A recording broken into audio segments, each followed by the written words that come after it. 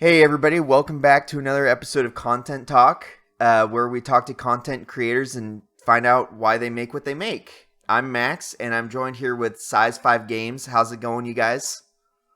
Good, Hi. thank you. Hello. Hey, so we're just gonna go over a few questions and talk about you guys for a little bit. If there's any questions you guys don't feel like answering for whatever reason, we can just skip right over those. Sound okay? Cool. Yeah. Are there any really, really juicy ones? You've made it sound really sinister, like there's going to be some really I don't think dangerous questions. I don't There think better be they're some too that can go dangerous, in really but wild card unpleasant one, and we'll see if we can spot it. sounds good. All right, so first let's start out with your guys' names, pronouns, age, and location on Earth. So whoever wants to start Dan, you go first. first. My name is Dan Marshall. What was the question? Dan Marshall. I'm Pronouns. 40 years Pronouns. old. He, him, and I am in Dorset, in sunny Dorset in the UK, Very nice. in England. Did I miss one out? No, you're good. Okay, good. Okay, cool. Sorry, you said like one question at a time. I can't. That was four questions. I like to keep you on your toes. And I am Ben Ward, and I am 40, and my pronouns are he, him, and I am in cloudy Nottingham in Middle England. Very nice. How far apart are you guys? I don't know. Quite far now. It's like because we basically we went to school together in Nottingham, and then we lived together in London for what 3 years, 4 years? I can't remember. Yeah. That felt like a really long time at the time, but that's not very long at all, is it? But like we lived together in London for quite a long time, and then I moved out to Dorset, which is sort of south west England, and Ben, you went all the way up to Newcastle, which was very far away. Yeah. And has recently moved back down to Nottingham. So it's like about a hour drive from here. Okay. To Nottingham. So not like horrendously bad, but like bad enough that with COVID and everything, we're not going to see each other anyway, are we? Right. So I understand that you guys just had a game come out in February. Is that right? Lair of the Clockwork God. Why don't you guys just give me a quick little rundown of that, and then we can get into the juicy questions. All right, Ben, you be in charge of the rundown of Clockwork God because you can remember what it is more than I can. Lair of the Clockwork God is about two characters called Dan and Ben, coincidentally. Ben is an old school adventure gamer, so he very much uses the same methods of doing things as Guybrush Threepwood or Sam and Max or whoever from the old LucasArts games. And Dan is his lifelong friend who used to be an adventurer, but has now decided that there's no money in it anymore and it's not cool enough, so he wants to be a trendy indie platformer. So you can flip between the two. When you're Ben, you can pick things up, combine them together, that kind of thing. When you're Dan, you're jumping all over the place doing trendy Super Meat Boy style platforming, but a little bit easier than Super Meat Boy because there's no way that I couldn't get past the third level on that one, so there's no way I could have play tested it if it was any harder. Very nice. So where did you guys get your start? Don't know really. Well, we basically I used to make games. I guess it started. I used to make games on like Click and Play and Games Factory as a kid. I say kid, what was that? I was like 13, 14 years old. And Ben used to sort of sit and play them with me and help me make them, even like way back in those days. And then when we lived together in London, so I was sort of early 20s, I decided I wanted to learn how to make games properly. So I learned how to code. And I was a TV producer, and making games was my hobby, like something I did on the side. And just through pure luck and happenstance and hard work, I found myself in a position where I was able to jump ship from making TV content to doing what was my hobby as my full-time job. And I sort of I set up Size 5. And I've sort of basically, wherever possible, kept Ben around because he's Well, Ben does a lot of things. Ben does a lot of sort of unwritten things. He does a lot of written things because he does a lot of the writing and the designing, and certainly for the Clockwork God, he did all that. But Ben's like a sort of quality barometer. So I will normally go like, this is the bare minimum.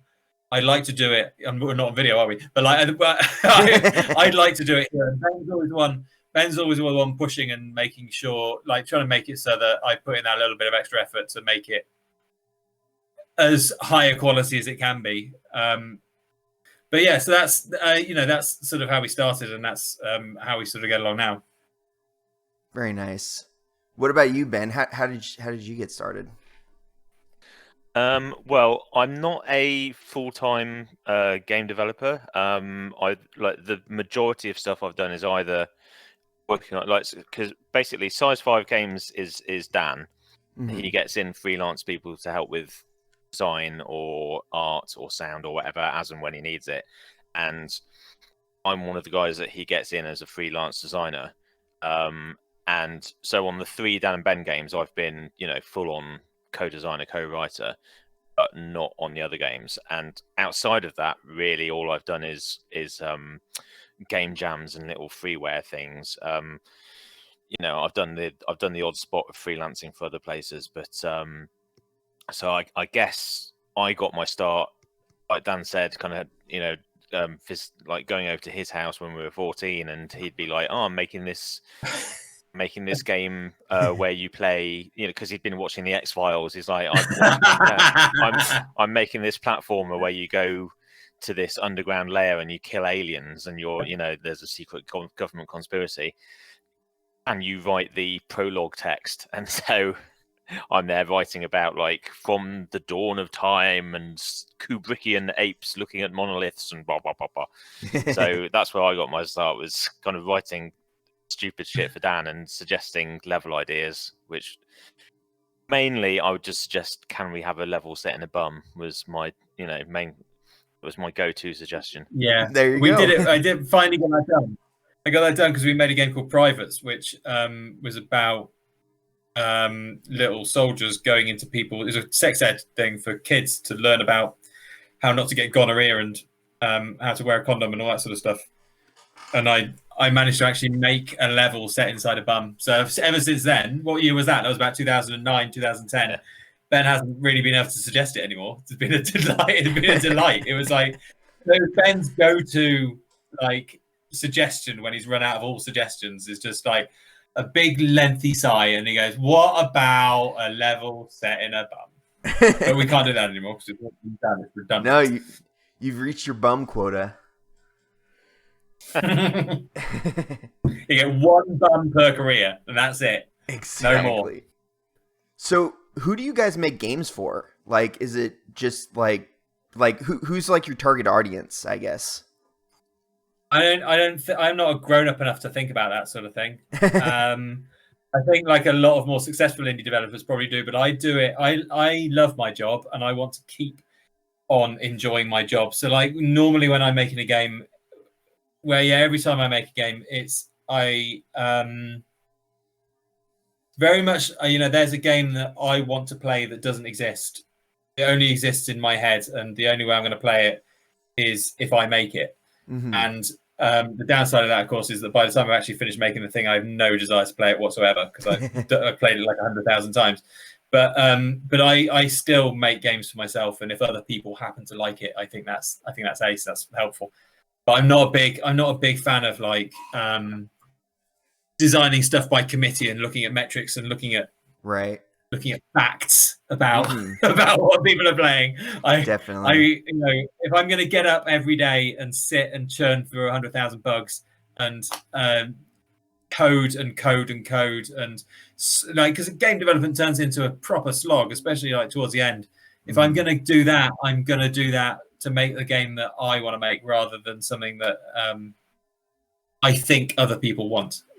For sure. I think with Lair the Clockwork God, the most specific we got would be something like aiming it at fans of comedy, and probably I guess we'd probably be aiming at a liberal audience, just because that's the way we lean, and we're talking about.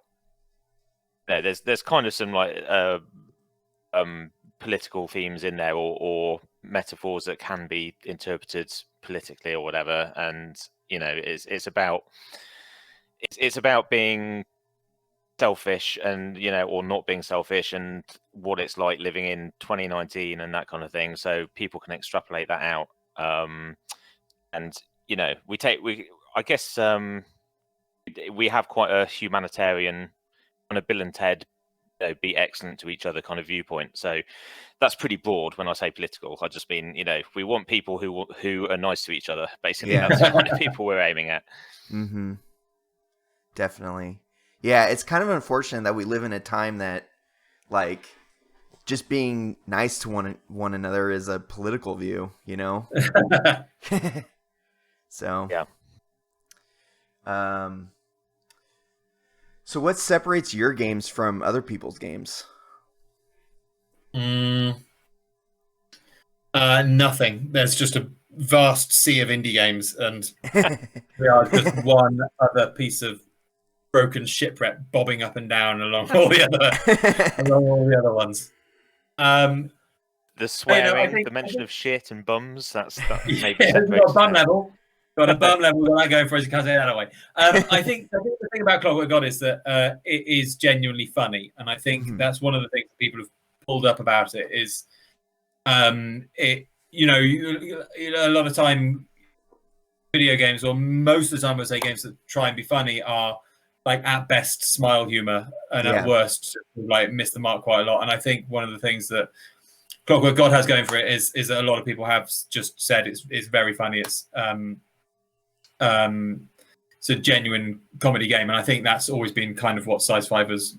There's a strength that Size 5 has, is that Ben and I are naturally hilarious people and are able to bash out funny scripts with little to no effort. So I think that's one of the things going on. I think it is a unique concept in the two-player characters who are both from different genres of games. That's not something I've necessarily seen before. And having the two play against each other, that's another thing. But I think the crux of what Size 5 does is there's always been comedy games, and to the point that like my next game I was looking at and thinking I'm going to make some hard sci-fi was the next thing was going to be like proper deep, not funny, like meticulous universe building. And I looked at the reception of Clockwork God and I was like, well, actually, do you know what? I feel like we should play to our strengths. Yeah. and continue. If we've got a name for ourselves for making funny games, the time to break that and make something deathly serious is arguably not now. Yeah, we only just got away with it with this one, didn't we? With coming out at the time it did. With a comedy game about the apocalypses and the end of the world and everything. Just I think to try it again would be testing our luck. Yeah, I'm making a dinosaur game next. Can you imagine if bad luck happens, the same shit happens to the same guy twice, and we release a game and then suddenly there's dinosaurs everywhere?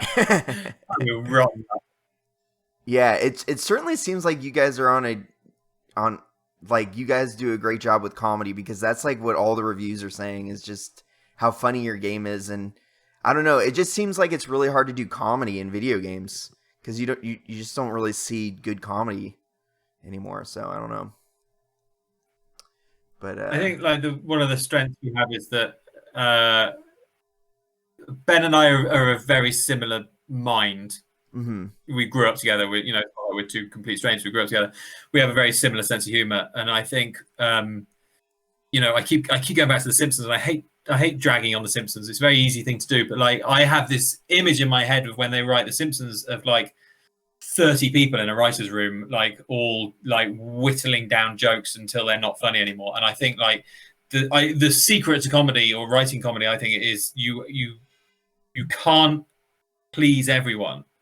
with it. Like it's such a subjective thing that you can't put everything on everyone.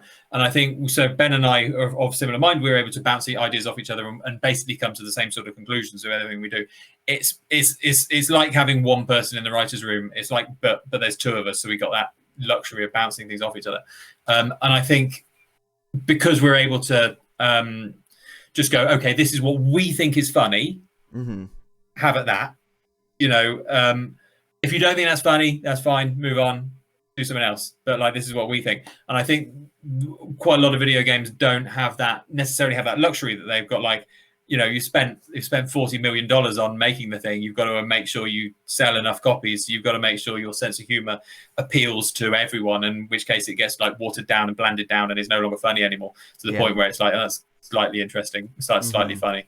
I'd just like to say to any Simpsons fans, and chose the wrong example there. I'm with you. Simpsons seasons 1 to 5 were brilliant. So you know, I haven't watched The Simpsons. I don't think I ever.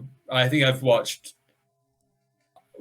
in the late 90s. I might have watched some. I don't know what series that was, but I've seen about. I'd say I've seen 20 episodes. Late 90s was too late. It was like season okay. 7 or 8 or so. But it'd be Channel 4, so it would have been like reruns of seasons 1 to 5, I'm sure. But I think another thing about comedy writing in games, that like another strength we have is that we've been doing it for a long time, you know, in our voices. Like we've been writing comics together since we were 14, and then writing silly games together and all this kind of thing. Pretty consistently. We just enjoy doing it. We just enjoy writing comics for ourselves. And I look back through our email conversations, and they're really funny because we just enjoy making each other laugh, and we can hear each other's tone of voice and everything. And I suspect a lot of games that are ostensibly comedies, they're not from writers who have spent 10 years writing comedy. You know, like stand-up comedians take years and years and years to become funny. And so I think that's something we've got in our corner, whereas a bigger game perhaps gets a writer on who is used to writing sci-fi or whatever, or it's just the design, it's the coder who's writing it, and they haven't been writing comedy since they were 14, you know. Whereas like Dan and I, we've been watching, you know, we've been writing comedy and we've been watching sitcoms over and over and over again, and wearing out the VHSs and buying the script books and going, you know, and appreciating the structure of a joke and how clever it is, you know, like say 40 Towers or whatever, like how they have like 3 moving parts in a single joke and that kind of thing.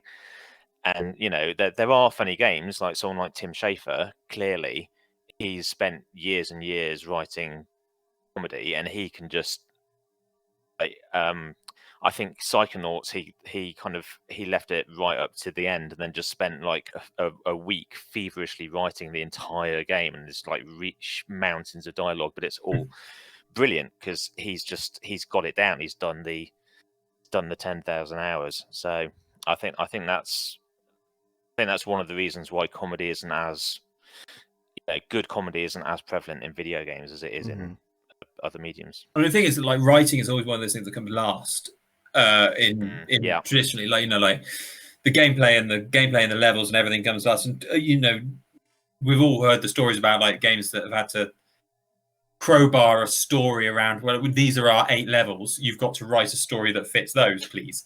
And like that's hard enough anyway without like trying to add comedy onto the top of it, you know. It's you know, so you know, I was just going to say, which is why a lot of games had the Ludo narrative dissonance, where the story's telling you one thing about the character, then, you know, like you're playing this character who doesn't want to kill anybody, and then the game goes, this level you got to kill 50 people. You know, if the writer had been in there from day one, you might have been able to, you know, get those two things working together.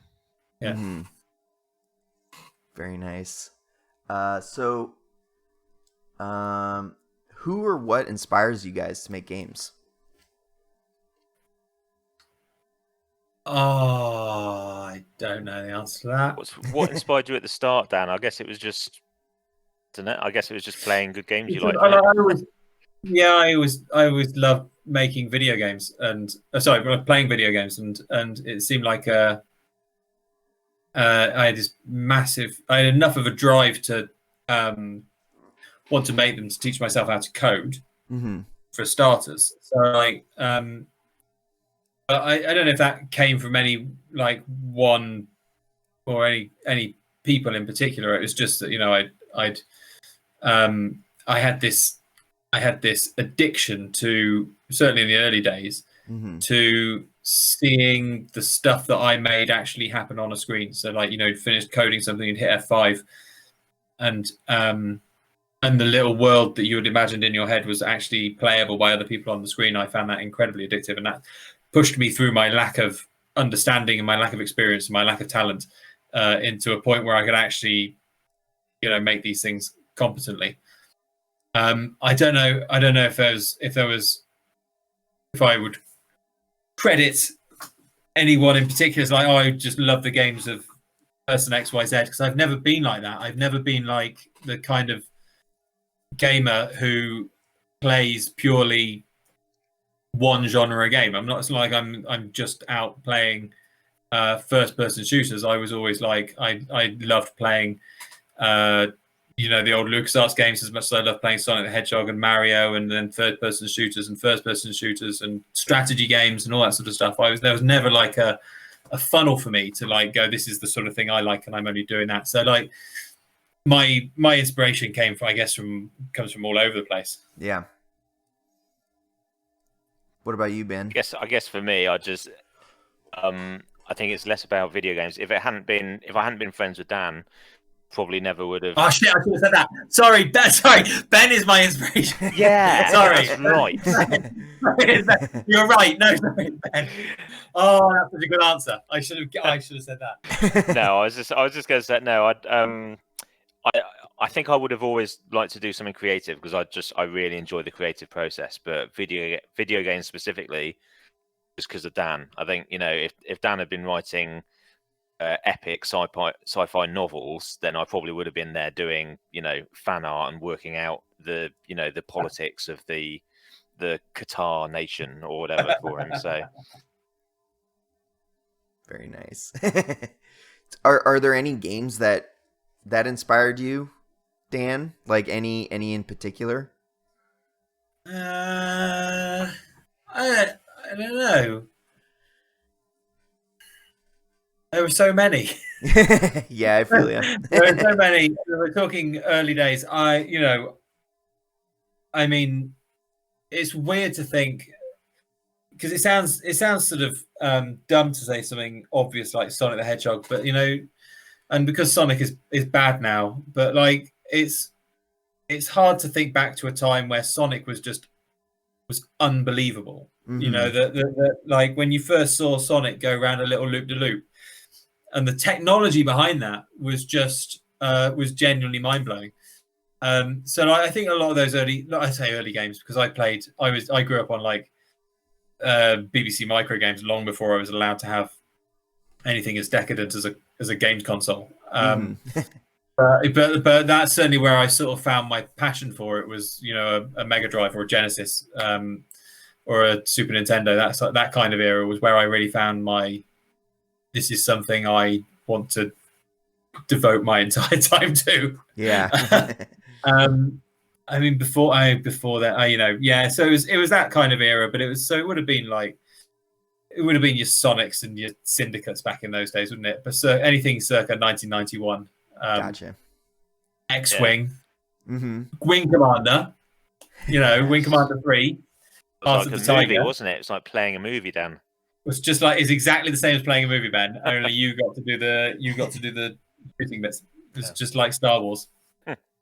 I think for me, the games that excited me were the LucasArts games, which I know is a really obvious answer, but the thing that I remember was playing Day of the Tentacle I'd played games before that. I'd played like stuff like Another World, and so just it was anything where they were doing narrative was really exciting to me. Like because as with Dan, I'm old enough to have been, when I was a 6-year-old, I was there struggling with a text adventure like Zork or something, and I just couldn't make head nor tails of it. And then, so but I was growing up with Commodore 64. Yeah, it was all just like Dizzy and stuff like that, just really like basic platform games and that kind of thing. And so when games started to not only kind of aesthetics that you could like hold on to, and you could say, okay, this is actually someone's made some visual decisions here that aren't like weren't held back by technology. Yeah, exactly. They weren't like boxed in by however many kilobytes of information they had. But also when they were like, the thing that struck me was, I remember Day of the Tentacle, because they did this gorgeous animated intro. Then they gave you like a tiny bit of gameplay, just like it's one puzzle. You open the clock and get in it, and that's it. And then they give you another cutscene, and then they open it out slightly, and then they do another cutscene, and then they open it out completely. And I was just like, this is, I thought that was brilliant that they had made all these narrative decisions to get you in further and further and open up the world. And it turned out, I found out years later that they originally had not done that. It was all one big cutscene, but they, for some technical reason, they had to break it in half, so they put a bit of gameplay in. but yeah, it was that was the kind of thing that influenced me and got me excited about making games, was just the narrative possibilities. Very cool. So what are your goals with your projects, like with making games? Make enough money to get a swimming pool and then retire. Hell yeah, that's the dream.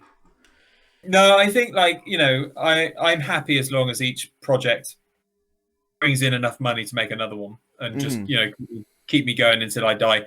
I can't imagine, even if I was retired and had all the money in the world, I'd still need something to pass my time in the day, and I can't imagine I'd do anything other than sit in front of a computer and make video games. Even when I'm in my 70s and 80s, God willing, if I make it that long, if any of us make it that long, I would like to be sitting in front of a computer and making games still. They'll be beyond me by then. I'm bound to get bypassed by technology, and everyone's just making sort of holographic VR things, and I'm like, I don't know how to do that. I can only make squares. But yeah, I think that's my only goal, is really to keep on doing what I love and keep on making stuff that hopefully other people will enjoy. Yeah, same here. Really, I think is seeing other people having some kind of emotional reaction to something you made, and it's not just your mum, right? It's people that you've never met across the other side of the world, saying I played this game and I really enjoyed it, or it helped me get through a difficult, I was having a difficult time, and that really cheered me up, or it really, thematically it spoke to me, or whatever. That's really satisfying. And I guess the thing I hope for is a bit of a legacy and a bit of persistence as well. Like, I really, really hope that after we die, assuming that humanity goes on for more than another 20 years after we die, I hope our games we're not the will cause of it. Oh yes, yeah. But, it's kind of, it's a little distressing to me, even though it's not my games. To when you hear like Newsgrounds is going down, or Flash Player is disappearing, or whatever, and suddenly all of these games are going. So, I hope that doesn't happen to ours, because I really like the idea of having made contribution to the arts, some small way. Ben, talking of your mum, has she played Lair of Clockwork God? It's beyond her. No, Have you seen it? She's seen the trailer, and she said it would look nice, but but I've been explaining to her the concept of podcasts this week. Oh, So, okay. Oh, and nice. it's like she's not getting it. So I think Okay. I think a video game where you have to play not one but two genres and interchange between the two, and I think it's beyond a. I just suddenly had like a flood of panic about your mother seeing how much swearing was in our game, and I thought for a horrible moment I thought I forgot that I'm not so old that I can't still be told off by your mum. So I'm a little bit suddenly worried that she might go, "What have you done? You changed those words." I think that's probably the one thing that she wouldn't be phased by. Like she'd be used to that by now. I think that's fine. All right, good. You. Sounds like you got a pretty cool mom. Yes, you do have a cool mum. Oh God, yes. Just in case she's listening, yes, it's very cool. But, she's not listening. She doesn't know podcasts. She's got that thing of she's old, and so some of her opinions Your mum is not old. She's not old. Your mum. She's a boomer. Okay, gotcha. Some of her opinions are getting a little outdated. Like she's pretty liberal for a boomer, but she will occasionally say something like, "Oh, I just saw on Facebook I'm not allowed to say this now." And it's like you are allowed to say it, Mum. It's just it's bad. You shouldn't because it's bad. Right, exactly. You haven't really thought it through. But she's not. It's just like it's low key. I don't know why we're talking about my mum. Dan, why did you just move this over to my mum? I'm bringing her up now. I didn't mean it to go this far. Wait a minute. We should segue this into the game, and that, Dan, is why, isn't it, that we made this game? That deals partly with how we are getting old and how we're afraid of becoming that person where, like, all the young people, we think that we're liberal and hip, and you go on the internet and you realise that what you thought was liberal is in fact incredibly offensive, and suddenly you're the person in the forum going, "Oh, I just can't say anything anymore." Yeah. Well done. That was actually a very good segue. That was a great segue. So Ben, you've already kind of talked about this a little bit just now, but what do you guys get out of creating video games? Well, like we were saying, it's really awesome to have an effect on other people, and like Dan says, it's really cool to see your imagination come to life. I guess another thing is it's really fun because I enjoy the creative process, but it's really fun doing it with my best mate. Like, it's just really enjoyable. It's weird, but it means we probably spend more time with each other than we would do otherwise. Yeah. Not because we don't live with each other anymore. So it's nice to have those. It's nice to have that amount of interaction, and also it kind of it gives us more ups and downs. There's drama where there's frustration when we're trying to get something right, and we can't come up with the best idea, and we don't agree. Like, we've both got an idea of what would be best, and neither of us agrees with the other one or whatever. And then finally we get it, and you break through, and you go, "Yes, that is perfect." So that process is really enjoyable. Cool. We had good. I had a chat with someone earlier today actually, and we were talking about because Ben and I designed this game in a pub over the course of 10 years, and no matter how much we tried, even when we were going out socially and not working, it would always evolve back down to coming up with puzzle ideas and stuff like that, because we just enjoy it. It's a really fun and funny way to catch up. And I said to someone earlier about how I was a bit concerned that you and I would that I'll miss designing this game, because for the last 10 years, every time we've met up, we've talked about Lair of the Clockwork God, and now it's out. I'm not saying we haven't got anything to talk about anymore, because that's not true, because we can just talk about normal stuff. But I enjoy that back and forth creative process whenever we're in a pub together, and when we've had a couple of pints and we start just firing ideas back at each other. So because someone asked me if we're going to make another Dan and Ben game, I was like, no, because this one hasn't sold well enough. But there is always the chance that Ben and I will sit around and talk about it, and come up with an idea that's so good, or talk about something similar. Maybe not Dan and Ben, maybe something that's like in that sort of world. Just so we can carry on having fun in pubs. Yeah. Maybe we should agree that we're not going to make it, but we're definitely going to design it. No, that's because I feel like that's a waste of everybody's time. I feel like if I've got you in a room being creative and I'm buying you beer for it, I'm gonna get my money's worth and get you contributing in a useful way. Okay, so what you're saying is Dan and Ben 4 is going to happen. Definitely. No. Definitely.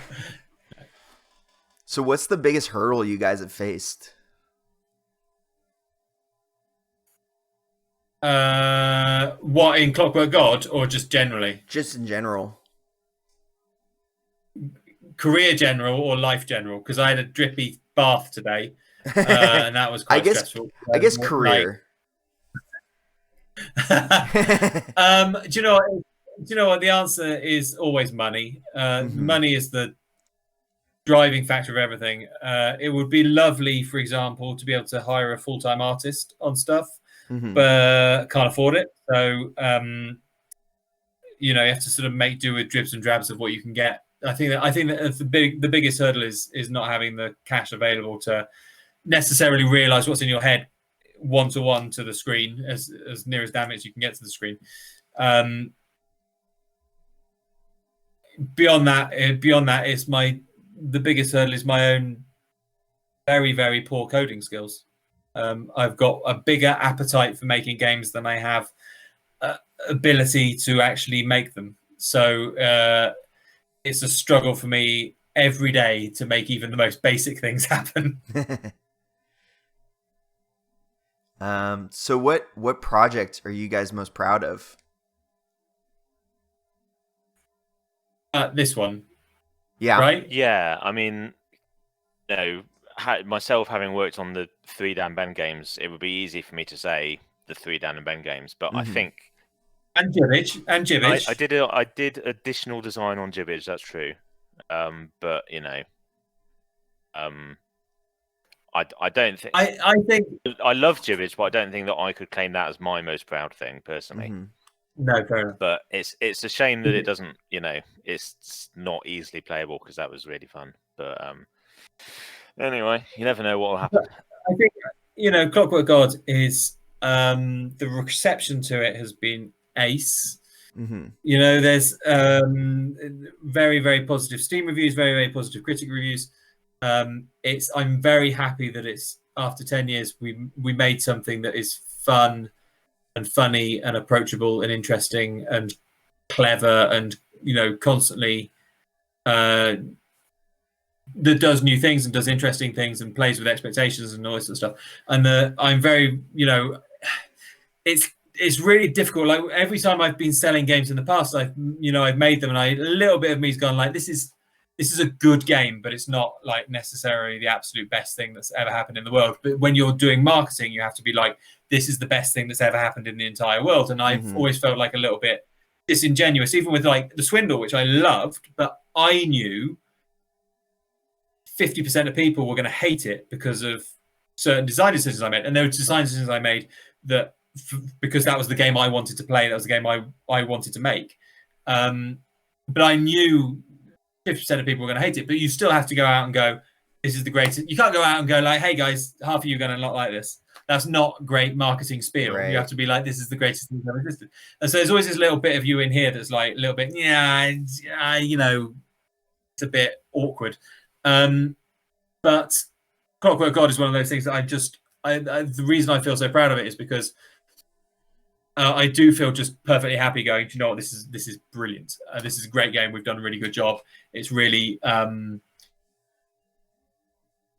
like, I don't know, how do you, what's the word? But it just feels like it's like constantly enjoyable from start to finish. It's like it keeps on throwing new things at you. It keeps on throwing new jokes and mechanics and levels, and it's interesting like from start to finish. And then it ends. It doesn't outstay its welcome. It's it's a lovely like tight little package, and I'm very, very proud of the thing as a whole. Yeah, I think as I was saying, it'd be easy for me to say all 3 Dan and Ben games, but I think I would pick Lair of the Clockwork God just because I think just because it's got a little more depth to it. Like it's it's saying something, even if that thing is not particularly complex or deep or or whatever. There's some kind of a point there, even if it's just to reflect specifically how it feels. Like I was saying, how it feels to live in 2018, 2019.